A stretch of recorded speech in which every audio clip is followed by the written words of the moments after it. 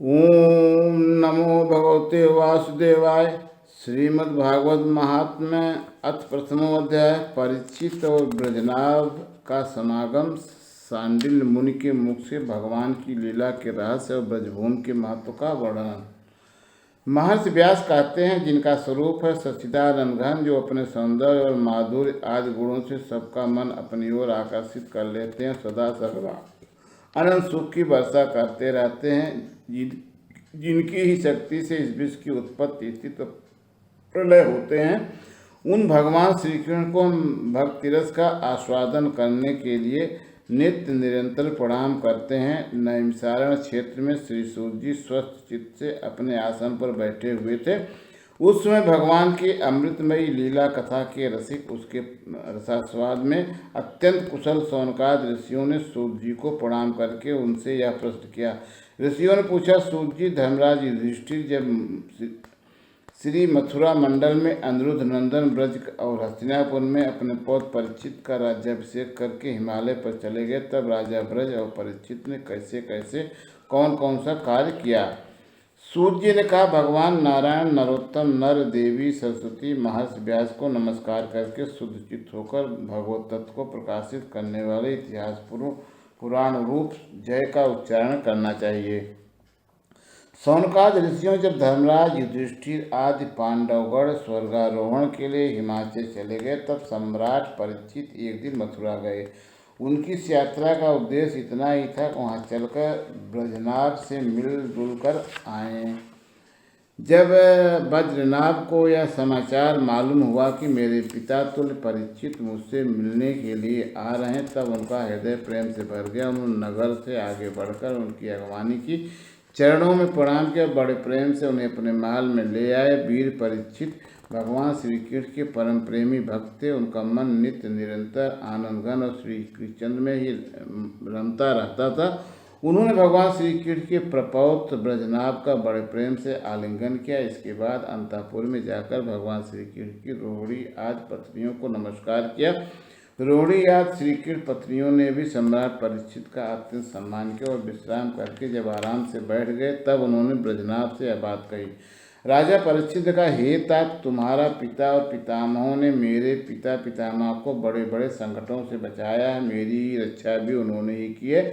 प्रिय बद्रनाभ, यदि मैं उनके उपकारों का बदला चुकाना चाहूँ तो किसी प्रकार नहीं चुका सकता, इसलिए मैं तुमसे प्रार्थना करता हूँ कि तुम सुखपूर्वक अपने राजकाज में लगे रहो। तुम्हें अपने खजाने की, सेना की तथा शत्रुओं की दबाने आदि की तनिक भी चिंता नहीं करनी चाहिए। तुम्हारे लिए कोई कर्तव्य है तो केवल एक ही, वह है यह कि तुम्हें अपनी इन माताओं की खूब प्रेम से भलीभांति सेवा करते रहना चाहिए। यदि कभी तुम्हारे ऊपर कोई आपत्ति विपत्ति आए अथवा किसी कारणवश तुम्हें हृदय में अधिक क्लेश का अनुभव हो तो मुझसे बताकर निश्चित हो जाना, मैं तुम्हारी सारी चिंताएं दूर कर दूंगा।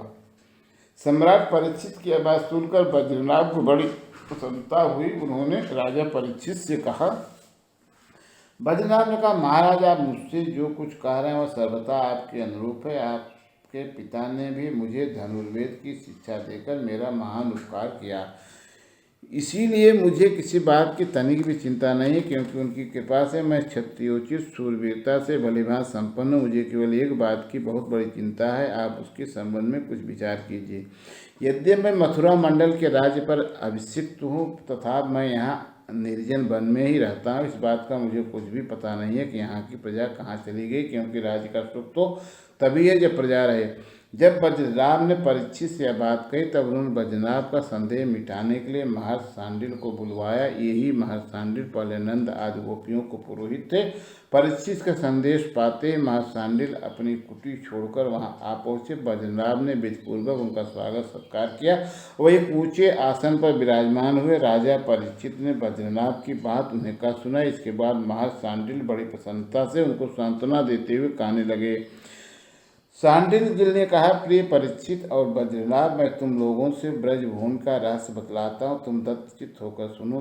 ब्रज शब्द का अर्थ है व्याप्त। इस वृद्ध वचन के अनुसार व्यापक होने के कारण इस भूमि का नाम ब्रज पड़ा है। सत्य, रज, तम, इन तीन गुणों से अतीत जो परम ब्रह्म है वही व्यापक है, इसलिए इसे ब्रज कहते हैं। वह सच्चिदानंद स्वरूप परम ज्योतिर्मय अविनाशी है। जीवन मुक्त पुरुष उसी में स्थित रहते हैं। इस परम ब्रह्म स्वरूप ब्रजधाम में नंद नंदन भगवान श्री कृष्ण का निवास है। उनका एक एक अंग सच्चिदानंद स्वरूप है। वह आत्माराम और आप्तकाम है। प्रेम रस में डूबे हुए रसिक जन ही उनका अनुभव करते हैं। भगवान श्री कृष्ण की आत्मा है राधिका। उनसे रमण करने के लिए ही रहस्य रस के मर्मज्ञ ज्ञानी पुरुष उन्हें आत्मा राम कहते हैं। काम शब्द का अर्थ है कामना, अभिलाषा। ब्रज में भगवान श्री कृष्ण के वांछित पदार्थ हैं गौएं, ग्वाल बाल, गोपियाँ, उनके साथ लाल लीला विहार आदि। वह सब के सब यहाँ नित्य प्राप्त हैं। इसी से श्री कृष्ण को अतः काम कहा गया। भगवान श्री कृष्ण की यह रहस्य लीला प्रकृति से परे है। वह जिस समय प्रकृति के साथ खेलने लगते हैं उस समय दूसरों लोग उनकी लीला का अनुभव करते हैं। प्रकृति के साथ खेलने वाली लीला में ही रजोगुण, सत्वगुण और तमोगुण द्वारा सृष्टि, स्थिति, प्रलय की प्रतीति होती है। इस प्रकार यह निश्चय होता है कि भगवान की लीला दो प्रकार की है, एक वास्तविक और दूसरी व्यवहारिक। वास्तविक लीला स्वयं वेद्य है, उसे स्वयं भगवान और उसके रसिक भक्तजन ही जानते हैं। जीवों के सामने जो लीला होती है वह व्यवहारिक लीला है। वास्तविक लीला के बिना व्यवहारिक लीला नहीं हो सकती, परंतु व्यवहारिकी लीला का वास्तविक लीला के राज्य में प्रवेश कभी नहीं हो सकता। तुम दोनों भगवान की जिस लीला को देख रहे हो यह व्यवहारिकी लीला है। यह पृथ्वी और स्वर्ग आदि लोक इसी लीला के अंतर्गत हैं। इसी पृथ्वी पर मथुरा मंडल है। यही वह ब्रजभूमि है जिसमें भगवान की वह तपस्वी रासलीला गुप्त रूप से होती रहती थी। वह कभी कभी प्रेमपूर्ण हृदय वाले रसिक भक्तों को सब ओर दिखने लगती है। कभी 28वें द्वापर के अंत में जब भगवान की रहस्य लीला के अधिकारी भक्तजन यहाँ एकत्र होते हैं, जैसा कि इस समय भी कुछ काल पहले हुए थे, उसमें भगवान अपने अंतरंग प्रेमियों के साथ अवतार लेते हैं। उनके अवतार का यह प्रयोजन होता है कि रहस्य लीला के अधिकारी भक्तजन भी अंतरंग परिकरों के साथ सम्मिलित होकर लीला रस का आस्वादन कर सकें। इस प्रकार जब भगवान अवतार ग्रहण करते हैं उस समय भगवान के अभिमत प्रेमी देवता और ऋषि आदि भी सब और अवतार लेते हैं। अभी अभी जो अवतार हुआ था उसमें भगवान अपने सभी प्रेमियों की अभिलाषाएं पूर्ण करके अब अंतर्धान हो चुके हैं। इससे यह निश्चय हुआ है कि यहाँ पहले 3 प्रकार के भक्तजन उपस्थित थे, इसमें संदेह नहीं है। उन तीनों में प्रथम तो उनकी श्रेणी है जो भगवान के नित्य अंतरंग पार्षद हैं, जिनका भगवान से कभी वियोग होता ही नहीं। दूसरे वह हैं जो एकमात्र भगवान को पाने की इच्छा रखते हैं, उनकी अंतरंग लीला में अपना प्रवेश चाहते हैं। तीसरी श्रेणी में देवता आदि हैं। इनमें जो देवता आदि के अंश से अवतीर्ण हुए हैं उन्हें भगवान ने ब्रजभूमि से हटाकर पहले ही द्वारका पहुंचा दिया था। फिर भगवान ने ब्राह्मण के साप से उत्पन्न मूसल को निमित्त बनाकर यदुकुल में अवतीर्ण देवताओं को स्वर्ग में भेज दिया और पुनः अपने अपने अधिकार पर स्थापित कर दिया, तथा जिन्हें एकमात्र भगवान को ही पाने की इच्छा थी उन्हें प्रेम आनंद स्वरूप बनाकर श्री कृष्ण ने सदा के लिए अपने नित्य अंतरंग पार्षदों में सम्मिलित कर लिया। जो नित्य पार्षद हैं वह यद्यपि यहाँ गुप्त रूप से होने वाली नित्य लीला में सदा ही रहते हैं, परंतु जो उनके दर्शन के अधिकारी नहीं हैं ऐसे पुरुषों के लिए वह भी अदृश्य हो गए हैं। जो लोग व्यवहारिक लीला में स्थित हुए नित्य लीला का दर्शन पाने के अधिकारी नहीं हैं, इसलिए यहाँ आने वालों को सब वो निर्जन वन सोना ही सोना दिखाई देता है, क्योंकि वो वास्तविक लीला में स्थित भक्तजनों को देख नहीं सकते। इसलिए बद्रीनाथ तुम्हें तनिक भी चिंता नहीं करनी चाहिए। तुम मेरी आज्ञा से यहाँ बहुत से गांव बसाओ, इससे निश्चय ही तुम्हारे मनोरथों की सिद्धि होगी। भगवान श्री कृष्ण ने जहाँ जैसी लीला की है उसके अनुसार उस स्थान का नाम रखकर तुम अनेकों गांव बसाओ और इस प्रकार दिव्य ब्रजभूमि का भली भांति सेवन करते रहो।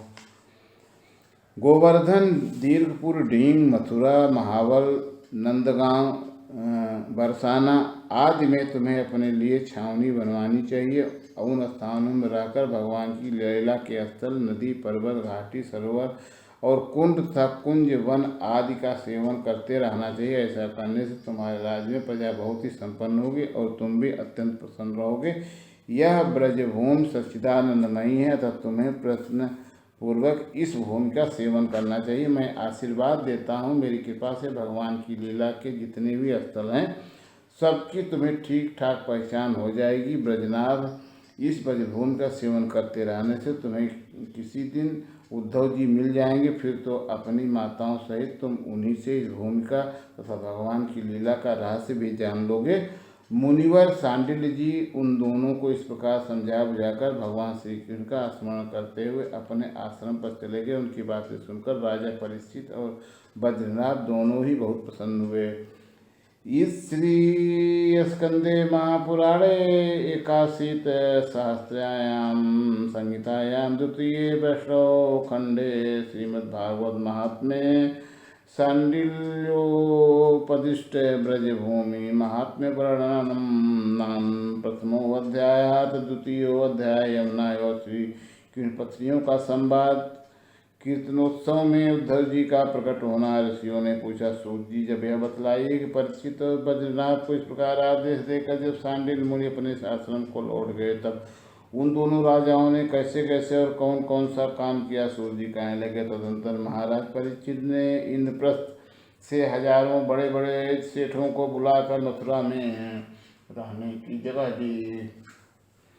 उनके अतिरिक्त सम्राट परीक्षित ने मथुरा मंडल के ब्राह्मणों तथा प्राचीन बांधवों को, जो भगवान के बड़े ही प्रेमी थे, बुलवाया। उन्हें आदर की योग्य समझकर मथुरा नगरी में बसाया। इस प्रकार राजा परीक्षित की सहायता और महर्षि सांडिल्य की कृपा से बद्रीनाथ ने क्रमशः उन सभी स्थानों की खोज की जहाँ भगवान श्री के अपने प्रेमी गोपियों के साथ नाना प्रकार की लीलाएं करते थे। लीला स्थानों का ठीक ठाक निश्चय हो जाने पर उन्होंने वहाँ की लीला के अनुसार उस स्थान का नामकरण किया। भगवान की लीला विग्रहों की स्थापना की तरह उन्होंने स्थानों पर अनेकों गांव बसाए। स्थान स्थान पर भगवान के नाम से कुंड और कुएं खुदवाए, कुंज और बगीचे लगवाए। शिव आदि देवताओं की स्थापना की। गोविंद देव, हरिदेव आदि नामों से भगवत विग्रह स्थापित किए गए। इन सब शुभ कर्मों के द्वारा बद्रीनाथ ने अपने राज्य में सब और एकमात्र श्री कृष्ण भक्ति का प्रचार किया और बड़े ही आनंदित हुए। उनके प्रजाजनों को भी बड़ा आनंद था। वह सदा भगवान के मधुर नाम तथा लीलाओं के कीर्तन में संलग्न परमानंद के समुद्र में डूबे रहते, तो सदा ही बद्रीनाथ के राज्य की प्रशंसा किया करते थे।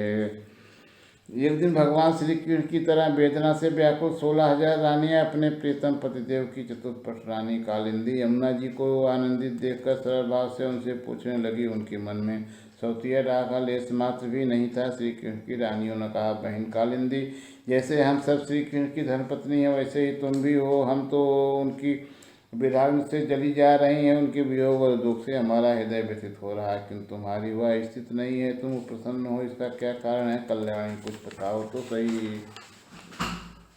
उनका प्रश्न सुनकर यमुना जी हंस पड़ी। साथ ही यह सोचकर कि मेरे प्रियतम की पत्नी होने के कारण ये भी मेरी बहनें हैं, पिघल गई। उनका हृदय दया से द्रवित हो उठा था। वह इस प्रकार कहने लगी। यमुना जी ने कहा, अपनी आत्मा में ही रमण करने के कारण भगवान श्री कृष्ण आत्मा राम है और उनकी आत्मा है श्री राधा जी।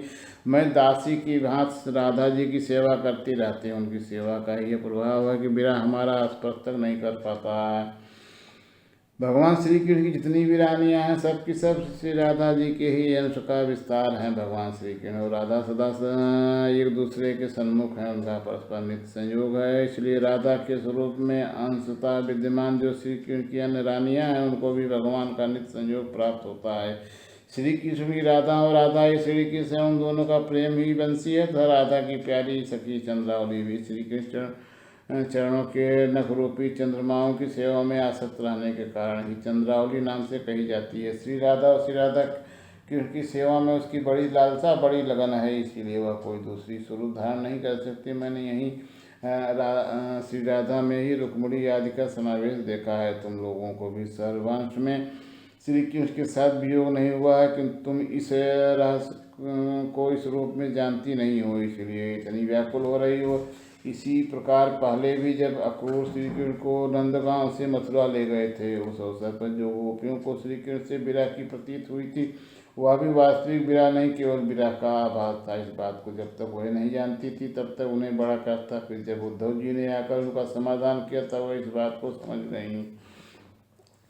यदि तुम्हें भी उद्धव जी का सत्संग प्राप्त हो जाए, तो तुम सब भी अपने प्रियतम कृष्ण के साथ नित्य विहार का सुख प्राप्त कर लोगे। सूत जी कहते हैं, ऋषिगण जब उन्होंने इस प्रकार समझाया, तब श्री कृष्ण की पत्नियां सदा प्रसन्न रहने वाली यमुना जी से पुनः बोली, उस समय उनके हृदय में इस बात की बड़ी लालसा थी कि किसी उपाय से उद्धव जी का दर्शन हो जाए, जिससे हमें अपने प्रियतम के नित्य संयोग का सौभाग्य प्राप्त हो सके।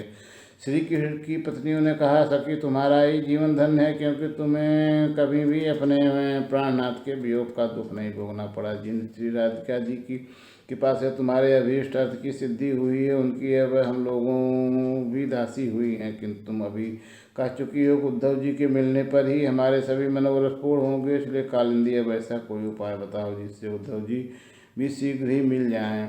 सूत जी कहते हैं, श्री कृष्ण की रानियों ने जब यमुना जी से इस प्रकार कहा तब वह भगवान श्री कृष्ण चंद्र की 16 कलाओं का चिंतन करती हुई उनसे कहने लगी। जब भगवान श्री कृष्ण अपने परम धाम को पधारने लगे तब उन्होंने अपने मंत्री उद्धव से कहा, उद्धव साधना करने की भूमि है बद्रिकाश्रम, अतः अपनी साधना पूर्ण करने के लिए तुम वहीं जाओ। भगवान की आज्ञा के अनुसार उद्धव जी इस समय अपने साक्षात स्वरूप से बद्रिकाश्रम में विराजमान और वहां जाने वाले जिज्ञासु लोगों को भगवान के बताए हुए ज्ञान का उपदेश करते रहते हैं। साधन की फल रूपा भूमि है ब्रजभूमि, से भी इसके रहस्यों सहित भगवान ने पहले ही उद्धव को दे दिया था, किंतु वह फलभूमि यहाँ से भगवान के अंतर्धान होने के कारण ही स्थूल दृष्टि से परे जा चुकी है, इसलिए इस समय यहाँ वो उद्धव प्रत्यक्ष दिखाई नहीं पड़ते। फिर भी एक स्थान है जहाँ उद्धव जी का दर्शन हो सकता है। गोवर्धन पर्वत के निकट भगवान की लीला सचरी गोपियों का विहार स्थली है। वहाँ की लता अंकुर और बेलों के रूप में अवश्य उद्धव जी वहाँ निवास करते हैं। लताओं के रूप में उनके रहने का यही उद्देश्य है कि भगवान की प्रियतमा गोपियों की चरण रज पर पड़ती रहे। उद्धव जी के संबंध में एक निश्चित बात यह भी है, उन्हें भगवान ने अपना उत्सव स्वरूप प्रदान किया है। भगवान का उत्सव उद्धव जी का अंग है, वह उससे अलग नहीं रह सकते, इसलिए तुम लोग बद्रीनाथ को साथ लेकर वहाँ जाओ और कुसुम सरोवर के पास ठहरो। भगवत भक्तों की मंडली एकत्र करके बीड़ा बेड़ों मृदंगाज बाजों के साथ भगवान के नाम और लीलाओं के कीर्तन, भगवत संबंधी काव्य कथाओं के श्रवण तथा भगवत गुणगान से युक्त सरस संगीतों द्वारा महान उत्सव आरंभ करो। इस प्रकार जब उस महान उत्सव का विस्तार होगा तब निश्चय है कि वहाँ उद्धव जी का दर्शन मिलेगा, वही भली भांति तुम सब लोगों की मनोरथ पूर्ण करेंगे। सूर्य जी कहते हैं, यमुना जी की बताई हुई बातें सुनकर श्री कृष्ण की रानियाँ बहुत प्रसन्न हुई। उन्होंने यमुना जी को प्रणाम किया और वहाँ से लौटकर बद्रीनाथ तक परीक्षित से वे सारी बातें कह सुनाई। सब बातें सुनकर परीक्षित को बड़ी प्रसन्नता आई। उन्होंने बद्रीनाथ तथा श्री कृष्ण पत्नियों को उसी समय साथ ले उस स्थान पर पहुँचकर तत्काल वह सब कार्य आरंभ करवा दिया जो कि यमुना जी ने बताया था। गोवर्धन के निकट वृंदावन के भीतर है कुसुम सरोवर पर जो सखियों की विहार स्थली है, वहाँ ही श्री कृष्ण कीर्तन का उत्सव आरंभ हुआ। वृषभानुनंदिनी श्री राधा जी तथा उनके प्रियतम श्री कृष्ण की वह लीला भूमि जब साक्षात संकीर्तन की शोभा से संपन्न हो गई, तब वहाँ रहने वाले सभी भक्तजन एकाग्र हो गए। उनकी दृष्टि उनके मन की वृत्ति कहीं अन्यत्र न जाती थी।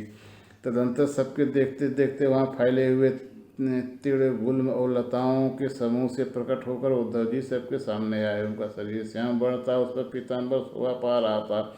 वह गले में वनमाला और गुंजा की माला धारण किए हुए थे और मुख से बारंबार गोपी वल्लभ श्री कृष्ण की मधुर लीलाओं का गान कर रहे थे। उद्धव जी के आगमन से उस संकीर्तन उत्सव की शोभा कई गुना बढ़ गई। जैसे मटकी बनी हुई अट्टालिका की छत पर चांदनी छिटकने से उसकी शोभा बहुत बढ़ जाती है। उस समय सभी लोग आनंद के समुद्र में निमग्न हो अपना सब कुछ भूल गए, शुद्ध बुद्ध खो बैठे। थोड़ी देर बाद जब उनकी चेतना दिव्य लोक से नीचे आई, अर्थात जब उन्हें होश हुआ, तब उद्धव जी को भगवान श्री कृष्ण के स्वरूप में उपस्थित देख अपना मनोरथ पूर्ण हो जाने के कारण प्रसन्न हो वह उनकी पूजा करने लगे। इत श्री स्कंदे महापुराण एकाशीत सहस्रयां संहितायां द्वितीये वैष्णव खंडे श्रीमद्भागवत महात्म्ये गोवर्धन पर्वत समीपे परीक्षित दानीनाम उद्धव दर्शन वर्णन नाम द्वितीयोऽध्याय। अथ तृतीयोऽध्याय श्रीमद्भागवत की परंपरा, उसका महात्म, भागवत श्रवण से श्रोताओं को भगवत धाम की प्राप्ति। सूर्य जी कहते हैं, उद्धव जी ने वहाँ एकत्र हुए सब लोगों को श्री कृष्ण कीर्तन में लगा देखकर सभी का सत्कार किया और राजा परीक्षित को हृदय से लगाकर कहा। उद्धव जी ने कहा, राजन तुम धन्य हो, एकमात्र श्री कृष्ण की भक्ति से ही पूर्ण हो, क्योंकि श्री कृष्ण संकीर्तन के महोत्सव में तुम्हारा हृदय इस प्रकार निमग्न हो रहा है। बड़े सौभाग्य की बात है, श्री कृष्ण की पत्नियों के प्रति तुम्हारी भक्ति और बद्रीनाथ पर तुम्हारा प्रेम है। तात तुम जो कुछ कर रहे हो सब तुम्हारे अनुरूप ही है। क्यों न हो? श्री कृष्ण ने तुम्हें शरीर और वैभव प्रदान किया है, तो तुम्हारा उनके प्रभुत्व पर प्रेम होना स्वाभाविक ही है। इसमें तनिक भी संदेह नहीं कि समस्त द्वारकावासियों में ये लोग सबसे बढ़कर धन्य हैं, जिन्हें ब्रज में निवास कराने के लिए भगवान श्री कृष्ण ने अर्जुन को आज्ञा दी थी। श्री कृष्ण का मन रूपी चंद्रमा राधा के मुख की प्रभा रूप चांदनी से युक्त हो उनकी लीला भूमि वृंदावन को अपनी किरणों से सुशोभित करता हुआ यहाँ सदा प्रकाशमान रहता श्री कृष्णचंद्र नित्य परिपूर्ण है। प्राकृतिक चंद्रमा की भांति उनमें वृद्धि और क्षय रूप विकार नहीं होते। उनकी जो 16 कलाएं हैं उनसे सहस्त्रों चिन्मय किरणें निकलती रहती हैं। इससे उनके सहस्त्रों भेद हो जाते हैं। इन सभी कलाओं से युक्त नित्य परिपूर्ण श्री कृष्ण इस ब्रजभूमि में सदा ही विद्यमान रहते हैं। इस भूमि में और उनके स्वरूप में कुछ अंतर नहीं है। राजेंद्र परीक्षित, इस प्रकार विचार करने पर सभी ब्रजवासी भगवान के अंग में स्थित हैं। शरणागतों का भय दूर करने वाले जो ये ब्रज हैं, इनका स्थान श्री कृष्ण के दाहिने चरण में है। इस अवतार में भगवान श्री कृष्ण ने इन सबको अपनी योग माया से अभिभूत कर लिया है। उसी के प्रभाव से ये अपने स्वरूप को भूल गए हैं और इसी कारण सदा दुखी रहते हैं। यह बात निस्संदेह ऐसी ही है। श्री कृष्ण का प्रकाश प्राप्त हुए बिना किसी को भी अपने स्वरूप का बोध नहीं हो सकता। जीवों के अंतःकरण में जो श्री कृष्ण तत्व का प्रकाश है, उस पर सदा माया का पर्दा पड़ा रहता है। 28वें द्वापर के अंत में जब भगवान श्री कृष्ण स्वयं ही सामने प्रकट होकर अपनी माया का पर्दा उठा लेते हैं, उस समय जीवों को उनका प्रकाश प्राप्त होता है। किंतु अब वह समय तो बीत गया, इसलिए उनके प्रकाश की प्राप्ति के लिए दूसरा उपाय बतलाया जा रहा है। सुनो, 28वें द्वापर के अतिरिक्त समय में यदि कोई श्री कृष्ण तत्व का प्रकाश पाना चाहे तो उसे वह श्रीमद् भागवत से ही प्राप्त हो सकता है। भगवान के भक्त जहाँ जब कभी भी श्रीमद् भागवत शास्त्र का कीर्तन और श्रवण करते हैं, वहाँ उस समय भगवान श्री कृष्ण साक्षात रूप से विराजमान रहते हैं। जहाँ श्रीमद् भागवत के एक या आधे श्लोक का ही पाठ होता है, वहाँ भी श्री कृष्ण अपनी प्रियतमा गोपियों के साथ विद्यमान रहते हैं। इस पवित्र भारतवर्ष में मनुष्य का जन्म पाकर भी जिन लोगों ने पाप के अधीन होकर श्रीमद् भागवत नहीं सुना, उन्होंने मानो अपने ही हाथों अपनी हत्या कर ली हो। जिन बड़भागियों ने प्रतिदिन श्रीमद् भागवत शास्त्र का सेवन किया है, उन्होंने अपने पिता, माता और पत्नी तीनों के ही कुल का भलीभांति उद्धार कर दिया है। श्रीमद् भागवत के स्वाध्याय और श्रवण से ब्राह्मणों को विद्या का प्रकाश प्राप्त होता है। क्षत्रिय लोग शत्रुओं पर विजय पाते हैं, वैश्यों को धन मिलता है और शुद्ध स्वस्थ निरोग बने रहते हैं।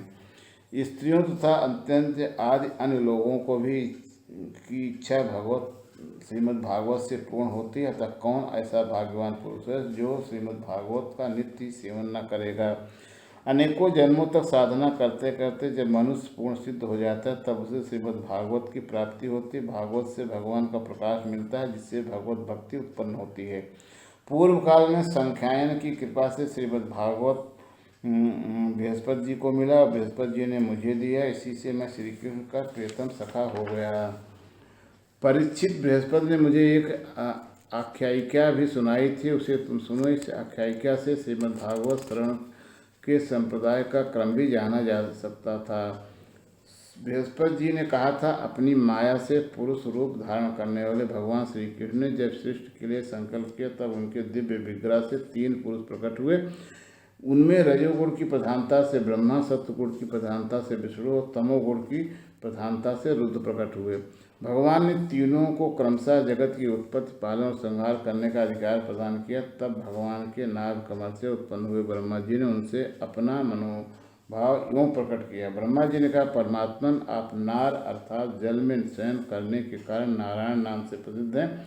सबके आदि कारण होने से आदि पुरुष हैं। आपको नमस्कार है प्रभु, आपने मुझे सृष्टि कर्म में लगाया है, मगर मुझे भय है कि सृष्टि काल में अत्यंत पापात्मा रजोगुण आपकी स्मृति में कहीं बाधा न डालने लग जाए। अतः कृपा करके ऐसी कोई बात बताएं जिससे आपकी याद बराबर बनी रहे।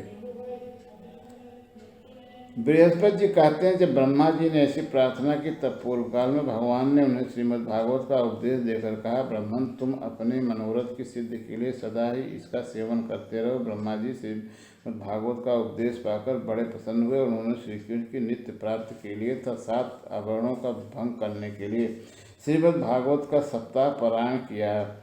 सप्ताह यज्ञ की विधि से 7 दिनों तक श्रीमद् भागवत का सेवन करने से ब्रह्मा जी के सभी मनोरथ पूर्ण हो गए। इससे वे सदा भगवत स्मरण पूर्वक सृष्टि का विस्तार करते और बारंबार सप्ताह यज्ञ का अनुष्ठान करते रहते हैं। ब्रह्मा जी की बात विष्णु ने भी अपने अभीष्ट अर्थ की सिद्धि के लिए उन परम पुरुष परमात्मा से प्रार्थना की कि उन पुरुषोत्तम ने विष्णु को भी प्रजा पालन रूप में कर्म में नियुक्त किया था। विष्णु ने कहा, देव, मैं आपकी आज्ञा के अनुसार कर्म और ज्ञान के उद्देश्य से प्रवृत्ति और निवृत्ति के द्वारा यथोचित रूप से प्रजाओं का पालन करूंगा। कालक्रम से जब जब धर्म की हानि होगी तब तब अनेकों अवतार धारण कर पुनः धर्म की स्थापना करूंगा। जो भोगों की इच्छा रखने वाले उन्हें अवश्य उनके किए हुए यज्ञ आदि कर्मों का फल अर्पण करूँगा। जो संसार बंधन से मुक्त होना चाहते हैं, विरक्त हैं, उन्हें उनके इच्छानुसार 5 प्रकार की मुक्ति भी देता रहूँगा। परंतु जो लोग मोक्ष भी नहीं चाहते उनका पालन मैं कैसे करूँगा, यह बात समझ में नहीं आती। इसके अतिरिक्त मैं अपनी तथा लक्ष्मी जी की रक्षा कैसे कर सकूँगा, इसका उपाय भी बताइए। विष्णु की यह प्रार्थना सुनकर आदिपुरुष श्री कृष्ण ने उन्हें भी श्रीमद् भागवत का उपदेश किया और कहा, तुम अपने मनोरथ की सिद्धि के लिए इस श्रीमद् भागवत शास्त्र का सदा पाठ किया करो। इस उद्देश्य से श्री विष्णु भागवत का चित्त प्रसन्न हो गया और वह लक्ष्मी जी के साथ प्रत्येक मास में श्रीमद् भागवत का चिंतन करने लगे। इससे वह परमार्थ का पालन और यथार्थ रूप से संसार की रक्षा करने में समर्थ हुए। जब भगवान विष्णु स्वयं वक्ता होते हैं और लक्ष्मी जी प्रेम से श्रवण करते हैं, उसमें प्रत्येक बार भगवान भगवत कथा का श्रवण 1 मास में ही समाप्त होता है।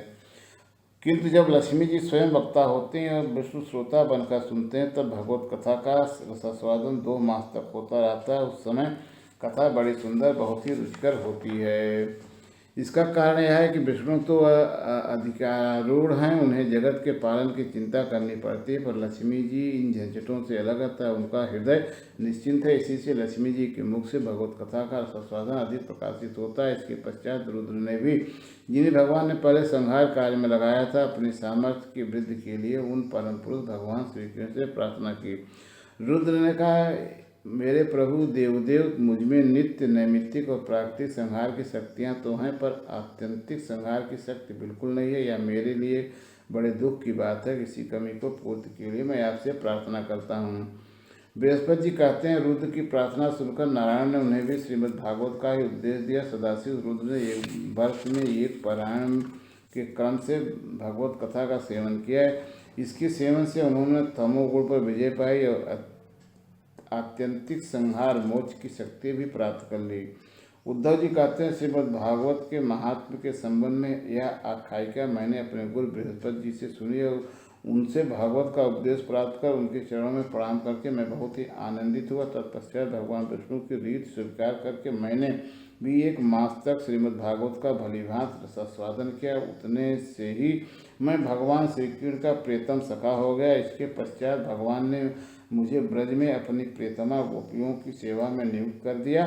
यद्यपि भगवान अपने लोक लीला परिकरों के साथ नित्य विहार करते रहते हैं, इसीलिए गोपियों का श्री कृष्ण से कभी भी वियोग नहीं होता तथा जो भ्रम से विरह वेदना का अनुभव कर रही हैं, इन गोपियों के प्रति भगवान ने मेरे मुख से भगवान भगवत का संदेश कहलाया है। उस संदेश को अपनी बुद्धि के अनुसार ग्रहण कर गोपियाँ तुरंत ही विरह वेदना से मुक्त हो गई। मैं भागवत के इस रहस्य को तो नहीं समझ सका, किंतु मैंने उसका चमत्कार प्रत्यक्ष देखा।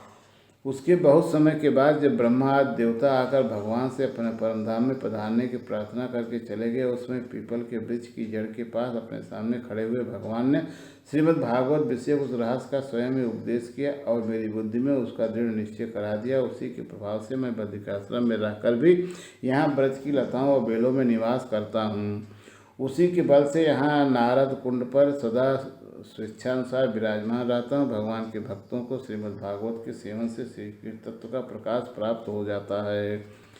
इस कारण यहाँ उपस्थित हुए सभी भक्तजनों के कार्य की सिद्धि के लिए मैं श्रीमद् भागवत का पाठ करूँगा, किंतु इस कार्य में तुम्हें ही सहायता करनी पड़ेगी। सूर्य जी कहते हैं, सुनकर राजा परीक्षित उद्धव जी को प्रणाम करके उनसे बोले।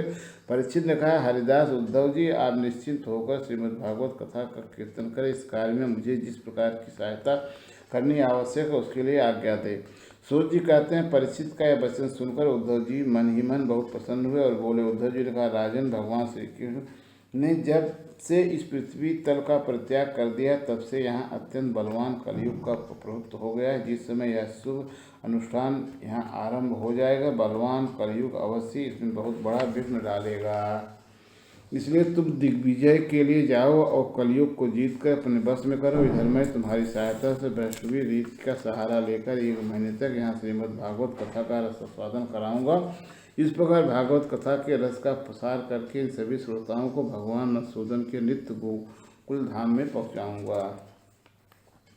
सूर्य जी कहते हैं, उद्धव जी की बात सुनकर राजा परीक्षित पहले तो कलयुग पर विजय पाने के विचार से बड़े ही प्रसन्न हुए, परंतु पीछे यह सोचकर कि मुझे भागवत कथा के श्रवण से वंचित ही रहना पड़ेगा, चिंता से व्याकुल उठे। उस समय उन्होंने उद्धव जी से अपना अभिप्राय इस प्रकार प्रकट किया। राजा परीक्षित ने कहा, हे तात, आपकी आज्ञा के अनुसार तत्पर होकर मैं कलयुग को तो अवश्य अपने बस में करूँगा, मगर श्रीमद् भागवत की प्राप्ति मुझे कैसे होगी? मैं भी आपके चरणों के शरण में आया हूँ, अतः मुझ पर भी आपको अनुग्रह करना चाहिए। सूर्य जी कहते हैं, उनके इस वचन को सुनकर उद्धव जी पुनः बोले। उद्धव जी ने कहा, राजन, तुम्हें तो किसी भी बात के लिए किसी प्रकार की चिंता नहीं करनी चाहिए, क्योंकि भगवत शास्त्र के प्रधान अधिकारी तो तुम ही हो। संसार के मनुष्य नाना प्रकार के कर्मों में रचे पचे हुए, ये लोग आज तक प्रायः भागवत श्रवण की बात भी नहीं जानते। तुम्हारे ही प्रसाद से इस भारतवर्ष में रहने वाले अधिकांश मनुष्य श्रीमद् भागवत कथा की प्राप्ति होने पर शाश्वत सुख प्राप्त करेंगे। महर्षि भगवान सुखदेव जी साक्षात नंद नंदन श्री कृष्ण के स्वरूप हैं, वही तुम्हें श्रीमद् भागवत की कथा सुनाएंगे, इसमें तनिक भी संदेह की बात नहीं है। राजन, उस कथा के श्रवण से तुम ब्रजेश्वर श्री कृष्ण के नित्यधाम को प्राप्त करोगे। इसके पश्चात इस पृथ्वी पर श्रीमद् भागवत कथा का प्रचार होगा। अतः राजेंद्र परीक्षित, तुम जाओ और कलयुग को जीतकर अपने वश में करो। सूर्य जी कहते हैं, उद्धव जी के इस प्रकार कहने पर राजा परीक्षित ने उनकी परिक्रमा करके उन्हें प्रणाम किया और दिग्विजय के लिए चले गए। इधर ब्रज ने भी अपने पुत्र प्रतिभाव को अपनी राजधानी मथुरा का राजा बना दिया और माताओं के साथ ले उसी स्थान पर जहाँ उद्धव जी प्रकट हुए थे जाकर श्रीमद् भागवत सुनने की इच्छा से रहने लगे। तदंतर उद्धव जी ने वृंदावन में गोवर्धन पर्वत के निकट 1 महीने तक श्रीमद् भागवत कथा के रस की धारा बहाई। उस रस का आस्वादन करते समय प्रेमी श्रोताओं की दृष्टि में सब और भगवान की सच्चिदानंदमयी लीला प्रकाशित हो गए। सर्वत्र श्री कृष्णचंद्र का साक्षात्कार होने लगा। उस समय सभी श्रोताओं ने अपने को भगवान के स्वरूप में स्थित देखा। वज्रनाभ ने श्री कृष्ण के दाहिने चरण कमल में अपने को स्थित देखा और श्री कृष्ण के विरह शोक से मुक्त होकर उस स्थान पर अत्यंत सुशोभित होने लगे। वज्रनाभ की वह रोहिणी आदि माताएं भी रास की रजनी में प्रकाशित होने वाले श्री कृष्ण रूपी चंद्रमा के विग्रह में अपने को कला और प्रभाव के रूप में स्थित देख बहुत ही विस्मित हुई तथा अपने प्राण प्यारे की विरह वेदना से छुटकारा पाकर उनके परमधाम में प्रविष्ट हो गईं। इसके अतिरिक्त भी जो श्रोतागण वहाँ उपस्थित थे, वह भी भगवान की नित्य अंतरंग लीला में सम्मिलित होकर इस स्थूल व्यवहारिक जगत से तत्काल अंतर्धान हो गई। वह सभी सदा ही गोवर्धन पर्वत के कुंज और झाड़ियों में, वृंदावन, काम्यवन आदि वनों में तथा वहाँ के दिव्य गौओं के बीच में श्री कृष्ण के साथ विचरने हुए अनंत आनंद का अनुभव करते रहते हैं। जो लोग श्री कृष्ण के प्रेम में मग्न हैं, उन भावुक भक्तों को उनके दर्शन भी होते हैं। सूर्य जी कहते हैं, जो लोग इस भागवत प्राप्त की कथा को सुनेंगे और कहेंगे उन्हें भगवान मिल जाएंगे और उनके दुखों को सदा के लिए अंत हो जाएगा। इस श्री स्कंदे महापुराण एकाशीत सहस्रयाम संहितायाम द्वितीय वैष्णव खंडे परीक्षित उद्धव संवादे श्रीमद्भागवत महात्म्य तृतीयो अध्याय अथ चतुर्थो अध्याय। श्रीमद् भागवत का स्वरूप, प्रमाण, श्रोता वक्ता के लक्षण, श्रावण विधि और महात्म्य। सौनकाद ऋषियों ने कहा, सूत जी, आपने हम लोगों को बहुत अच्छी बात बताई। आपकी आयु बढ़े, आप चिरंजीवी हों, चिरकाल तक हमें इस प्रकार उपदेश देते रहें। आज हम लोगों ने आपके मुख से श्रीमद् भागवत का अपूर्व महात्म्य सुना है। सूत जी, अब इस समय आप हमें यह बताइए, श्रीमद् भागवत का स्वरूप क्या है, उसका प्रमाण, उसकी श्लोक संख्या कितनी है, किस विधि से उसका श्रवण करना चाहिए तथा श्रीमद् भागवत के वक्ता और श्रोता के क्या लक्षण है, अभिप्राय यह कि उसके वक्ता और श्रोता कैसे होने चाहिए। सूत जी कहते हैं, ऋषिगण श्रीमद् भागवत और श्री भगवान का स्वरूप सदा एक ही है और वह है सच्चिदानंदमय। भगवान श्री कृष्ण में जितनी लगन लगी है और उन भाव भक्तों के हृदय में जो भगवान के माधुर्य भाव को अभिव्यक्त करने वाला, उनके दिव्य माधुर्य रस का आस्वादन कराने वाला सर्वोत्कृष्ट वचन है, उसे श्रीमद् भागवत समझो। जो वाक्य ज्ञान विज्ञान भक्ति और इनके अंगभूत साधन चतुष्टय को प्रकाशित करने वाला है तथा जो माया का मर्दन करने में समर्थ है, उसे भी तुम श्रीमद् भागवत समझो। श्रीमद् भागवत अनंत अक्षर स्वरूप है, इसका नियत प्रमाण भला कौन जान सकता है। पूर्व काल में भगवान विष्णु ने ब्रह्मा जी के प्रति 4 श्लोकों में इसका दिग्दर्शन मात्र कराया था। विप्रगण इस भगवान की अपार गहराई में डुबकी लगाकर इसमें से अपने अभीष्ट वस्तु को प्राप्त करने में केवल ब्रह्मा विष्णु और शिव आदि ही समर्थ हैं, दूसरे नहीं। परंतु जिनकी बुद्धि आदि वृत्तियाँ परिमित हैं, ऐसे मनुष्यों का हित साधन करने के लिए श्री व्यास जी ने परीक्षित और सुखदेव जी के संवाद के रूप में जिसका गान किया है, उसी का नाम श्रीमद् भागवत है। उस ग्रंथ की श्लोक संख्या 18,000 है। इस भव सागर में जो प्राणी कलरूपी ग्रह से ग्रस्त हो रहे हैं, उनके लिए वह श्रीमद् भागवत ही सर्वोत्तम सहारा है। अब भगवान श्री कृष्ण की कथा का आश्रय लेने वाले श्रोताओं का वर्णन करते हैं। श्रोता 2 प्रकार के माने जाते हैं, प्रवर तथा अवर। प्रवर श्रोताओं के चातक, हंस, सुख और मीन आदि कई भेद हैं। अवर के भी वृक्ष, भूरण, वृष और उष्ट आदि अनेकों भेद बतलाए गए हैं। चातक कहते हैं पपीहों को, जैसे बादल से बरसते हुए जल में ही पिया रहता है, दूसरे जल को छूता ही नहीं, उसी प्रकार जो श्रोता सब कुछ छोड़कर केवल श्री कृष्ण संबंधित शास्त्रों के श्रवण का व्रत ले लेता है, वह चातक कहा गया है। जैसे हंस दूध के साथ मिलकर एक हुए जल से निर्मल दूध ग्रहण कर लेता है, पानी को छोड़ देता है, उसका जो श्रोता अनेकों शास्त्रों का श्रवण करके भी उसमें से सार भाग अलग करके ग्रहण करता है, उसे हंस कहते हैं। जिस प्रकार भली भांति पढ़ाया हुआ तोता अपनी मधुर वाणी से शिक्षक को तथा पास आने वाले दूसरे लोगों को भी पसंद करता है, उसी प्रकार जो श्रोता कथावाचक व्यास के मुँह से उपदेश सुनकर उसे सुंदर और परिमित वाणी में पुनः सुना देता है और व्यास एवं अन्य श्रोताओं को अत्यंत आनंदित करता है, वह सुख कहलाता है।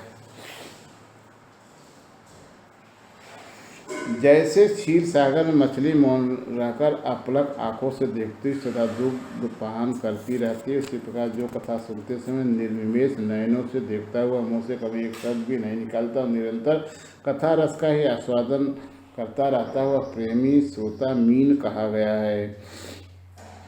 एक प्रबल अर्थात उत्तम श्रोताओं के भेद बताए गए हैं। अवर यानी अधम श्रोता बताए जाते हैं।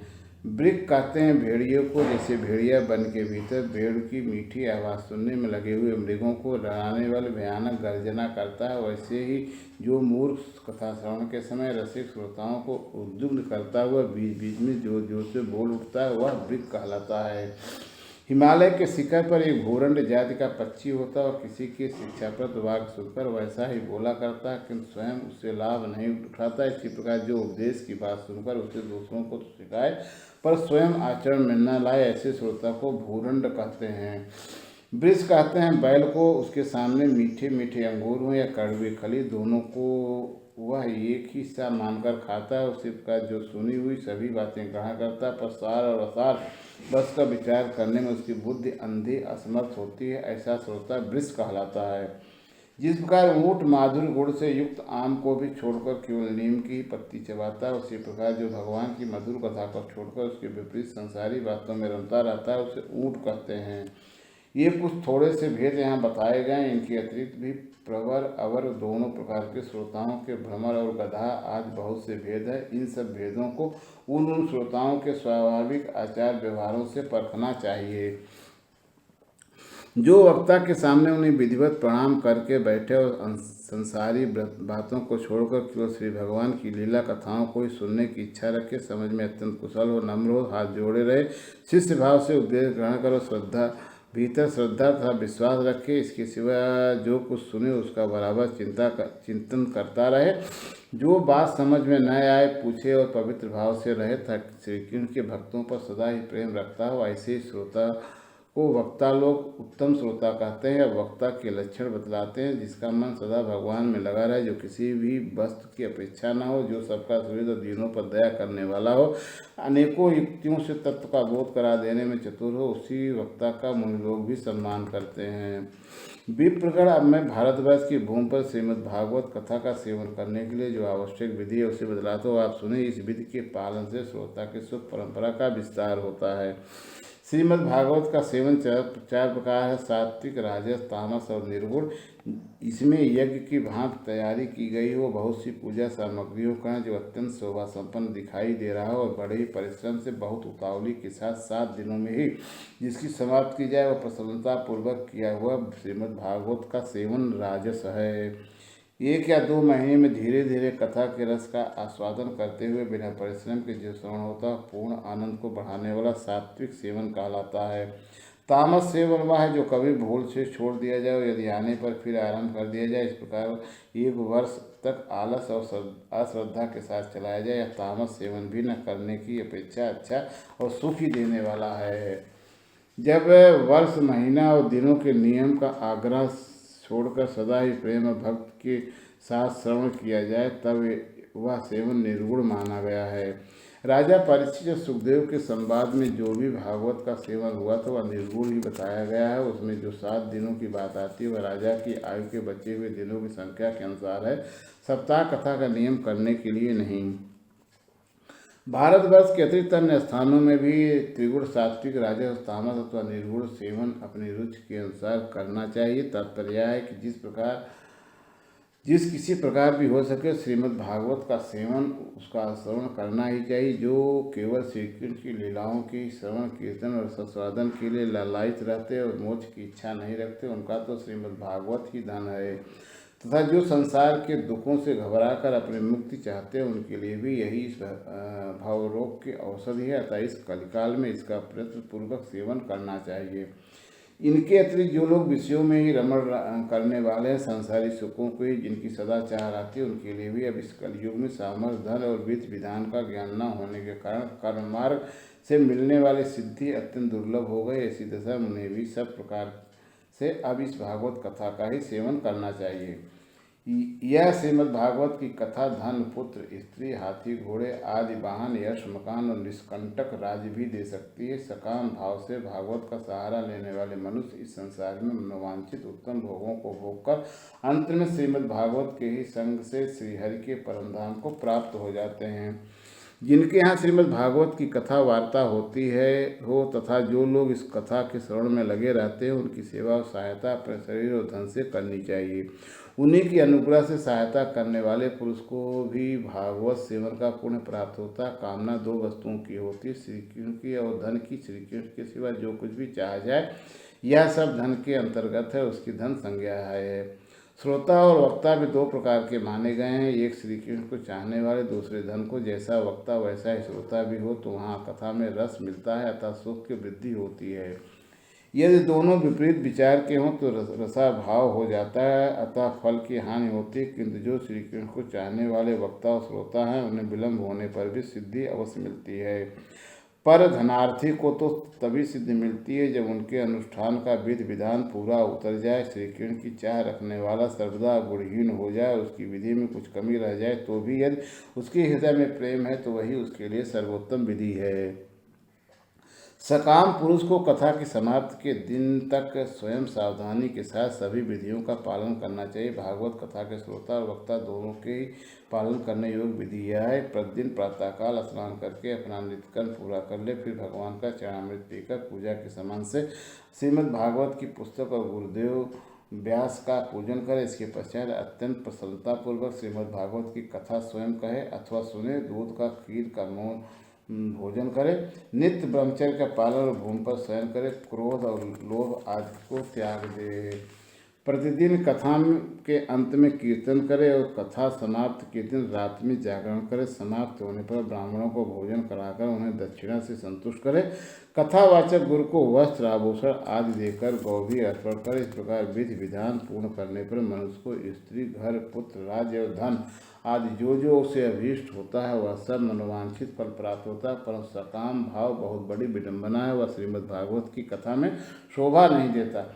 श्री सुखदेव जी के मुख से कहा हुआ यह श्रीमद् भागवत शास्त्र तो कलयुग में साक्षात श्री कृष्ण की प्राप्त कराने वाला और नित्य प्रेम आनंद रूप फल प्रदान करने वाला है। इस श्रीमद् स्कंदे महापुराण 81 सहस्रयां संहितायां द्वितीये वैष्णव खंडे श्रीमद्भागवत महात्म्य भगवत स्रोत विक्त लक्षण श्रवण विधि निरूपणम नाम चतुर्थो अध्याय समाप्तमिदं श्रीमद्भागवत महात्म्यं। हरि ओम तत्सत। ओम नमो भगवते वासुदेवाय।